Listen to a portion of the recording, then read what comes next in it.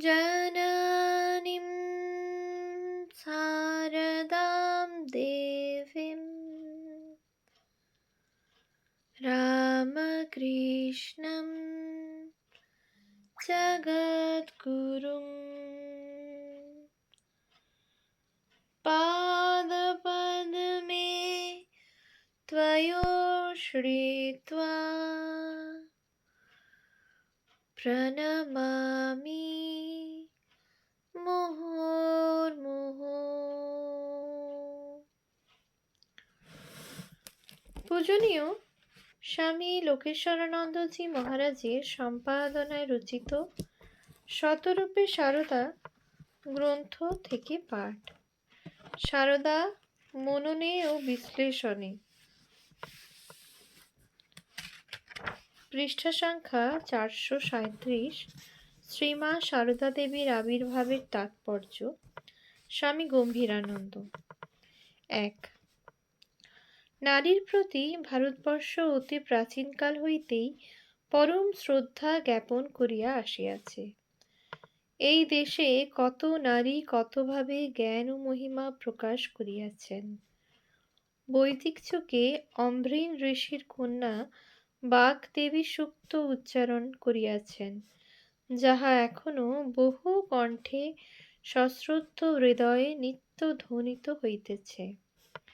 বৃহদারণ্যক উপনিষদে মৈত্রেয়ী বলিয়াছেন, "য়ে নাহং নামৃতা স্যাং কিমহং তেন কুর্যাম"।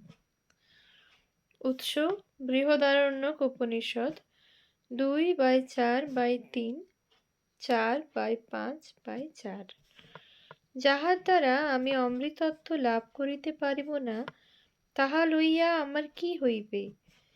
এইসব নারীর দৃষ্টি সদা নিবদ্ধ ভগবানের প্রতি, যাহাকে অবলম্বন করিলে জীবন সার্থক হয়, না করিলে জীবন বৃথা যায়। শুধু বৈদিক যুগেই নয়, তাহার পরবর্তীকালেও প্রাচীন ভারতবর্ষে এইরূপ অনেক মহীয়সী নারী আবির্ভূত হইয়াছেন। মধ্যযুগেও আমরা এইরূপ বহু নারীকে দেখিতে পাই, যেমন বিষ্ণুপ্রিয়া, মীরাবাই প্রমুখ। এই ধারায় আবার দেখি পরিপূর্তি লাভ করিয়াছে আধুনিক যুগে দক্ষিণেশ্বরে। সেখানে মন্দির প্রতিষ্ঠা করিয়াছেন রানী রাসমণি। শ্রী রামকৃষ্ণের গুরুরূপে আসিয়াছেন যোগেশ্বরী ভৈরবী ব্রাহ্মণী। সেখানে আরও এক আশ্চর্য ইতিহাস রচিত হইয়াছে, যাহার তুল্য কিছু অতীতে নাই। স্বয়ং যুগাবতার এই দক্ষিণেশ্বরেই নিজ সহধর্মিণী সারদা দেবীকে, আমাদের মাতা ঠাকুরানীকে, ফলহারিণী কালী পূজার রাত্রে আনুষ্ঠানিকভাবে পূজা করিয়াছেন। জগন্মাতা রূপে তাহাকে প্রতিষ্ঠা করিয়াছেন, উদ্বোধিত করিয়াছেন তাহার অন্তরস্থ শক্তিকে, স্বমহিমায় প্রতিষ্ঠিত করিয়াছেন শ্রী শ্রী মাকে।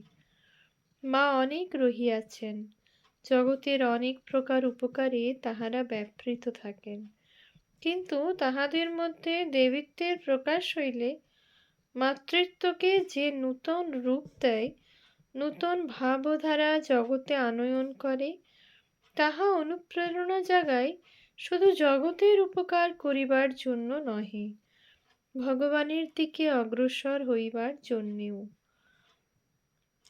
শ্রী শ্রী মায়ের দ্বারা ইহাই সম্ভবপর হইয়াছিল।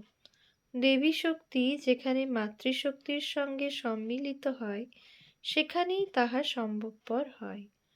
তিনি দেবী হইলেও তাহার লীলার এই অংশে জগৎবাসী তাহাকে পাইয়াছিল জননী রূপে। ভারতের অধ্যাত্ম ইতিহাসে ইহা এক গুরুত্বপূর্ণ ব্যাপার।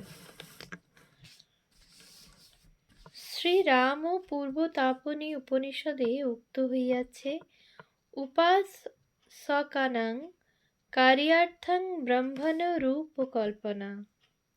উৎস শ্রীরাম পূর্বতাপনী উপনিষদ 7। উপাসকদের প্রয়োজন নির্বাহের জন্য নির্গুণ নিরাকার ব্রহ্ম রূপ ও পরিগ্রহ করিয়া থাকেন।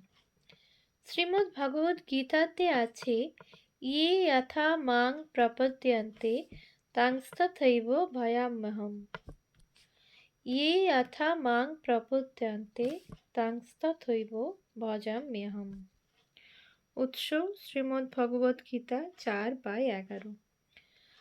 যে ভক্ত যে রূপে আমার শরণ লইয়া থাকে, আমি সেরূপ ভাব অবলম্বনেই তাহার অভীষ্ট পূর্ণ করি। শ্রী শ্রী চণ্ডীতেও ঋষি বলিতেছেন, এবং ভগবতী দেবী সা নিত্যাপি পুনঃ পুনঃ সম্ভূয় কুরুতে ভূপ জগত পরিপালনম। উৎস শ্রী শ্রী চণ্ডী 12/36। হে রাজন, সেই ভগবতী জন্মাদিশূন্য হইলেও পুনঃ পুনঃ এই রূপে আবির্ভূত হইয়া জগতের পরিপালন করেন। তাই অতি প্রাচীনকাল হইতেই এদেশে দেবীর বিবিধ বিগ্রহ বা প্রতীক প্রচলিত আছে ও পূজিত হইতেছে। দেবীর স্তব স্তুতিও অসংখ্য। দেবীকে আমরা পাইয়াছি বিবিধ রূপে, বিবিধভাবে। তিনি ধনদাত্রী, বিদ্যাদাত্রী, নিরাময় কর্ত্রী, ত্রাণকারিণী, অসুর সংহারিণী। চণ্ডীতে তাহাকে সমস্ত বিদ্যারূপিণী ও সমস্ত নারী রূপিণী বলা হইয়াছে। তুষ্ট হইয়া তিনি ভক্তি মুক্তি প্রদান করেন, আবার রুষ্ট হইয়া তিনি অধার্মিক অনাচারীর দণ্ড বিধান করেন। নারী রূপে, শক্তি রূপে, দেবী রূপে, মাতৃরূপে আমরা অনাদিকাল হইতে তাহার পূজা করিয়া আসিতেছি। রামপ্রসাদ, কমলাকান্ত, রাজা রামকৃষ্ণ প্রভৃতির ভক্তিতে মুগ্ধ তিনিই আবার স্বর্গের ঐশ্বর্য ছাড়িয়া মর্তের কুটিরে পদার্পণ করেন। এমনকি তিনি ভক্তের ভাঙা বেড়া বাঁধিয়া দিয়া যান। কন্যা বেশে, জননী বেশে তিনি শোকে দুঃখে সান্ত্বনা প্রদান করেন। স্বর্গের দেবীর সহিত বাঙালি এমনই করিয়া আত্মীয়তা পাতাইয়াছে। কিন্তু দেবী তবু দেবীই থাকিয়া গেলেন। মানুষের মতো মানুষের শরীরে তখনও বিগ্রহ পরিগ্রহ করিলেন না। শ্রী মায়ের জীবনে আমরা দেবীর এই অবতরণ ধারারই চরম পরিণতি দেখিতে পাই। দেবী এখানে সাক্ষাৎ সচলা রক্ত মাংসের দেহ বিশিষ্টা, শ্রী রামকৃষ্ণের পূজিতা, ভবতারিণী ও স্বীয় গর্ভধারিণীর সহিত অভিন্না শ্রী মা। মানুষ দেবীকে এইভাবে চাহিল কেন? আর ভগবতী বা সে অভিলাষ পূর্ণ করিলেন কেন? আমরা বলিয়াছি, এই মাতৃমূর্তিতে আবির্ভাব না হইলে অধ্যাত্ম জগতে একটা অপূরণীয় অভাব থাকিয়া যাইত। পূর্ব জ্ঞাত বস্তু, ভাষা ও ভাবের সাহায্যে মানুষ উচ্চতর সত্যের পরিচয় পায়। মা সন্তানকে গর্ভে ধারণ করেন এবং প্রসবান্তে ক্রোড়ে তুলিয়া স্তন্য পান করান। শিশু চক্ষু মেলিয়াই মাকে পায় স্নেহ, পুষ্টি, তুষ্টি, সৌন্দর্য, পালন প্রভৃতি গুণরাশির একমাত্র আকর রূপে। সাধন ক্ষেত্রে সাধক তাই জগদম্বাকে দেখিতে চায় ইহারই পরাকাষ্ঠা রূপে। শ্রী রামকৃষ্ণ বলিয়াছেন, মাতৃভাব সাধনার শেষ কথা। উৎস শ্রী শ্রী রামকৃষ্ণ কথামৃত ৫ম ভাগ, শ্রীম কথিত, শ্রীময়ের ঠাকুরবাটি, কলিকাতা, ১৩৮৬, পৃষ্ঠা ১৪১। স্বামী বিবেকানন্দ বলিয়াছেন, জগতে মায়ের স্থান সকলের উপরে, কারণ কেবল এই অবস্থায় মানুষ চরম নিঃস্বার্থপরতা আয়ত্ত করিতে ও কার্যে প্রকাশ করিতে পারে। উৎস the complete works of Swami Vivekananda, volume 1, অদ্বৈতা Ashram, Calcutta, 11th edition, 1962, page 68। আমি আমার বুদ্ধিকে ইষ্টে বিলয়পূর্বক একান্ত বিশ্বাস ও তদাশ্রয়তা সহায়ে মাধুর্যময় চিদ্রস আস্বাদন করা যদি সাধকের কাম্য হয়, তবে ঈশ্বরীয় মাতৃত্বে সেই অভীষ্ট প্রদানের অমোঘ শক্তি নিহিত রহিয়াছে। দাস্য, সখ্য প্রভৃতিতে আত্মীয়তাবোধের বিকাশ হয় সত্য, কিন্তু মাতৃবক্ষাশ্রিত একান্ত নির্ভর শিশুর তন্ময়ত্ব এই সমস্তকে অতিক্রম করিয়া যায়। অধিকন্তু ভোগলোলুপ ও ইহলোক সর্বস্ব মানব সমাজকে উচ্চতর অনুভূতি রাজ্যে উদ্ভূত করার জন্য শ্রী ভগবতীর এই যুগে মাতৃমূর্তিতে অবতীর্ণ হওয়া একান্ত আবশ্যক ছিল। ভারত তাই আজ এই অপূর্ব চেতন বিগ্রহকে হৃদয়ে প্রতিষ্ঠিত করিয়া ধন্য। 2.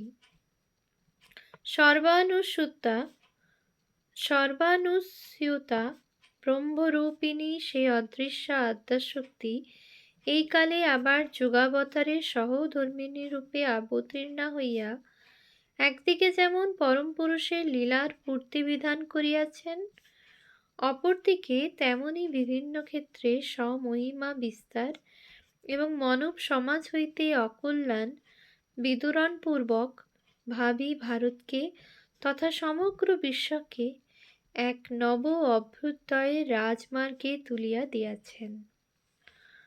অন্তর্জগতের সুবৃত্তি ও কুবৃত্তির মধ্যে যে অবিরাম সংঘর্ষ চলিতেছে, উপনিষদে তাহাকেও দেবাসুর সংগ্রাম নামে নির্দেশ করা হইয়াছে।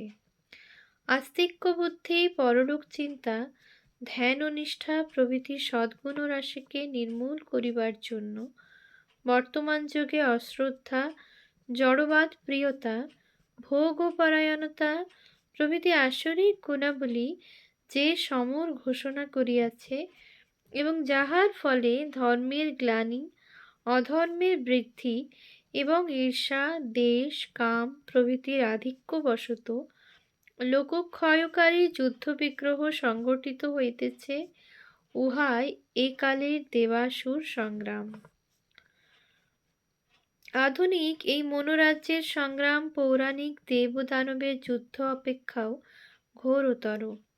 অতীতের সংঘর্ষ সাধারণত স্থূল জগতের গণ্ডি অতিক্রম করিত না, কিন্তু আধুনিক দ্বন্দ্ব অন্তর্জগতে উদ্ভূত ও দৈনন্দিন জীবনে প্রসারিত হইয়া মানবের মনুষ্যত্বের মূলে কুঠারাঘাত করিতে উদ্যত হইয়াছে। সুতরাং বর্তমানে শক্তির ক্রিয়া এবং অসুর সংহার প্রধানত মানসিক ক্ষেত্রে হওয়া আবশ্যক। আধুনিক জগতে সর্বাধিক প্রয়োজন নৈতিক উন্নতি ও আধ্যাত্মিক অনুভূতির। অন্তরে একবার ভক্তি, বিশ্বাস ও পবিত্রতা পূর্ণরূপে প্রতিষ্ঠিত হইলে বাহিরের অবস্থা স্বতই তদনুযায়ী পরিবর্তিত হইবে। এই যুগে শক্তির অবতার তাই অন্তঃশত্রুর বিজয়ে ব্যাপৃত। তাই বর্তমান অবতারে অস্ত্রবাহুল্য, সিংহ গর্জন বা সমর কোলাহল নাই।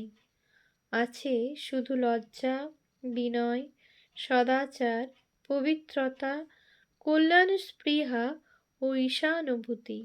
আবার শুধু বিঘ্ন অপসারণই দেবীর কর্তব্য নহে, তাহাকে নবীন আদর্শ স্থাপন করিতে এবং নূতন উদ্দীপনাও জাগাইতে হইবে।